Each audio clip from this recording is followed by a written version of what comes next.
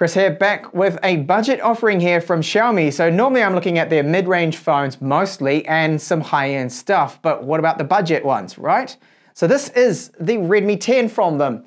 It does have a Full HD Plus IPS screen, 90 Hz, 5000 mAh battery. It is a plastic build, but it does have Gorilla Glass 3 on the front of it. It has a main camera that is 50 megapixels, 8 megapixel ultra wide, 5000 mAh battery, and 18 watt charging. So what we have here for a price of around 160 euros, is it worth it or not? The Redmi 10, let's find out in this in-depth review. The charger that comes with the Redmi 10 is a 20 watt charger. Now it only charges at 18 watts, will take about 2 hours. I'll give you the exact time in this review. We get a quick start guide, safety information, warranty card, a SIM tray tool, and a TPU case. Lastly, Type-C to Type-A USB cable. The model I have here is the carbon grey, so it's a matte finish to it. This has plastic on the back of it, plastic frame around it, side fingerprint reader, volume up and down plastic too as well. And the screen, this is covered with Gorilla Glass. So it is a 6.5-inch phone, Full HD IPS 90 Hz panel that's in this. And I will get on to later on in detail how the screen is and what you can expect out of this panel. So you can see the chin at the bottom. There is a little bit of it right there. Left and right bezels, and then the cutout at the top. So the phone is 9mm thick. That's not including the camera, which does protrude almost an extra 3mm. So we do actually get a few extra things with this phone compared to their flagships. 3.5mm FM radios on board. We have a speaker at the top, IR transmitter, secondary microphone. Down the bottom, the other loudspeaker, Type-C port, and microphone. The SIM tray tool in this one takes 2 nano SIMs and an SD card, so we've got all 3 of them there, which is great to see. It's metal reinforced, and there is a little rubber gasket around it just to help to keep out any dust or even a little bit of a splash of water. Now, front-facing selfie camera, this one's 8 megapixels. It supports face unlocking, which is reasonably quick. Now, the fingerprint reader here, which is also our power button, I'll tap it now, and you see it's about a second to unlock the phone, so certainly not the fastest here. Overall, the build quality is solid, feels good in hand, and it does not make any creaking noises. So the weight of the phone, it's 182 grams according to my scales. And as mentioned, the thickness is about 9mm. That's without the camera bump. And speaking of cameras, so the 50 megapixel camera is not actually this one. It's a little bit misleading. That is the ultra wide. It's right here, the 50 megapixel one. It does allow us to shoot 50 megapixel shots, or it will do the typical pixel binning. Here is our LED flash. And then we have two 2 megapixel cameras. So one is for macro, other depth information. And I've mentioned this many times. I would prefer them not to use these 2 megapixel cameras. Instead, give us a better ultra-wide camera. In this one, it's 8 megapixels, the ultra-wide right here. And really, if they got rid of those 2, perhaps they could put then a 13 megapixel ultra-wide, which would be better than this 8 megapixel one. The IPS panel we have here is Full HD Plus resolution, so that is 2400 by 1080. Now, we can either opt for 90 or 60 Hz. 60 for saving on the battery, 90 I recommend because after all that's what you are paying for, a 90 Hz screen. The color scheme can be adjusted, typical MIUI 12.5 settings, you can go through that, no problem. I have found that touch response at times can be a little slow with this phone. Could be down to the chipset, which is that Helio G88, 12 nanometer process, that one. And I do only have 4 gigabytes of RAM with this particular model there, which could be affecting that a little bit. Now, scrolling through this, scrolling rates seem to be fine. The screen, when you look at it at angles, you'll notice that it shifts out. It's quite an average IPS panel that's in this. Now, the maximum brightness does top out at only 358 nits, according to my light meter. That is whites too as well, so it can be a little bit difficult to make out in direct sunlight. If you want a better screen, then I highly recommend going for the Redmi Note 10S or the 10 Pro for a better screen than this one. As mentioned, it runs MIUI 12.5, that is based on Android 11. The ROM performance in general is okay. Now, if you go with the version that has 6 gigabytes of RAM and 128 gigabytes of storage, which is eMMC spec still with this, you should see things a little bit faster than what I'm seeing here with my 4 and 64 gigabyte model that I have. So in general, I think the performance for the price point is okay. You cannot expect flagship speeds or even mid-range speeds out of this. This is a budget level phone, so that's why the performance is not going to be top notch. Now, multitasking is where you sometimes see swapping between the apps that things can bog down a little bit, especially if you have something heavy running in the background, which may be like a game. That would definitely show then a little bit of lag through the UI. Now, when you first do take it out of the box, you will get quite a bit of bloat on here. It only takes about 2 or 3 minutes to go into system settings, apps, and then uninstall to remove the things that you won't use. But it's there, and I wish manufacturers like Xiaomi wouldn't put so much on this phone. It seems to be the more lower end the phone, the more they will put on there. And you can see I uninstalled almost 3 gigabytes of bloatware. That's actually quite a bit. Although GPS test, that is actually one of my own apps there, but there's still about 20 things. Adverts in some of the system apps by default, so this is out of the box settings, will show up, okay? So when you install something, you run the System Cleaner app here, that will come up. There was an advert, and it's just the way it is, and I do hope that they can one day remove this. So we get a Widevine Level 1 cert.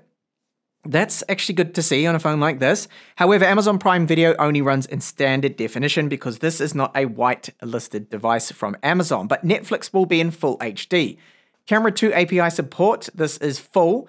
Level 3 would be better, but full should still be fine to run a Gcam port if you wanted to do so. Now, the GPS works quite well.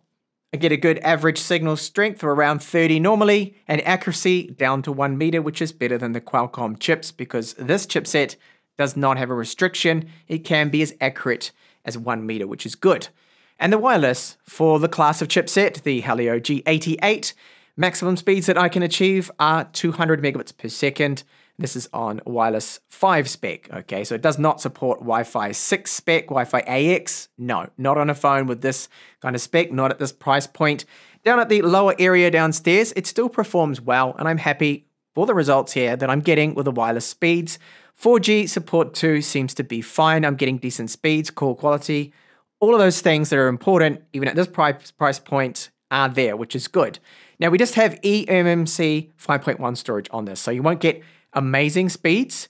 You can see the random reads and writes there. They're still okay, but it's certainly not UFS 2.1 or 2.2 or UFS 3 speeds. No, it is a slower spec of storage, but for this chipset, it is not actually going to be holding it up. It will be the chipset itself, as you'll see from the kind of scores we can get shortly with Antutu. But first, the battery life. So I expected this to be actually a little bit better. But then again, it is a 12 nanometer chip, which tends to be a little bit more hungry. So it has a 5,000 milliamp hour battery, and it ran for 8.5 hours, okay, which is okay. The display is calibrated, and this is at 90 hertz, calibrated to 200 nits. But I did expect to see a result over 2 hours. Sadly, that doesn't seem to be happening. Standby drain doesn't seem to be the best that I've seen out of a lower end phone. It certainly could be improved upon with some firmware updates, I feel. And the Antutu score. So this does confirm what we already know, that it is, yes, a low-end device, just getting over 200,000 points here. And the charge time, so 130 minutes to go from 18% to 100. This is only 18 watt charging for a 5,000 milliamp hour battery. Certainly not going to break any records here with the charge speeds. And our audio support with this one is good. So FM radio on a budget device, great to have. 3.5mm headphone jack. So yes, you can use those for example. And we do have dual loudspeakers on this, which you normally would not see in this category of phone. So as I pointed out when we looked at the design and the build of it, speaker here, and then right up here at the top. Call quality, fine. I haven't really had any problems at all. It sounds like any other phone really. It even sounds similar to flagship phones quality. So what I'll do now is run a YouTube track here and play the volume at 100% so you can just hear how these speakers sound, which are, well, they're average. They're not amazing.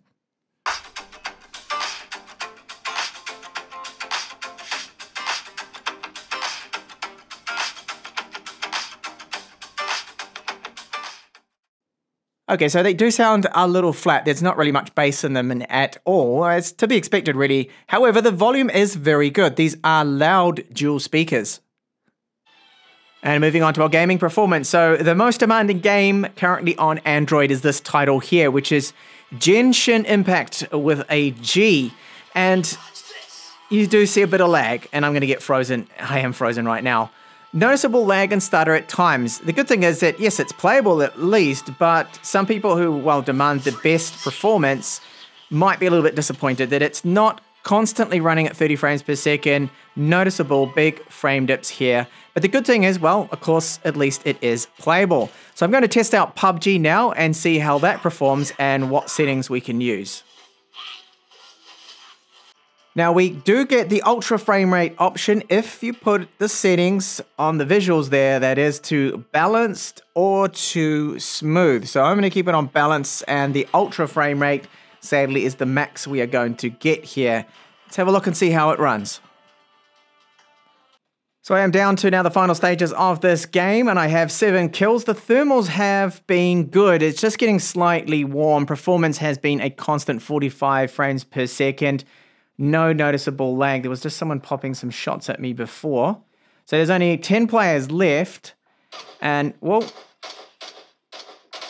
Okay, he's almost got me. Okay, managed to get that person. And yeah, really for a Helio G88, there's no complaints from me. This performance is just fine if you play a lot of PUBG. So I did manage to get the chicken dinner there, the win of that game with the Redmi 10, not a problem. And now onto our cameras in this in-depth review. So with the front-facing camera, you get 1080p maximum, but there is no electronic image stabilization with it, which is rather disappointing. And I find often the white balance is off. The quality seems to be a little bit disappointing. Bitrate is 192 kilobits per second. Let's take a look at the rear camera. And our video with the rear camera, 50 megapixels, but there is no electronic image stabilization at the time of this video. I do hope with a future firmware update they can add it, because the footage, as you can see, very, very shaky. It is all over the place. Now the focus with this 50 megapixel sensor I find is good, but the video quality is, yes, a big letdown here in its current state. You can also shoot 1080p with the ultra-wide camera, but it is the same story. No electronic image stabilization, and the quality here, even worse. It does look very washed out.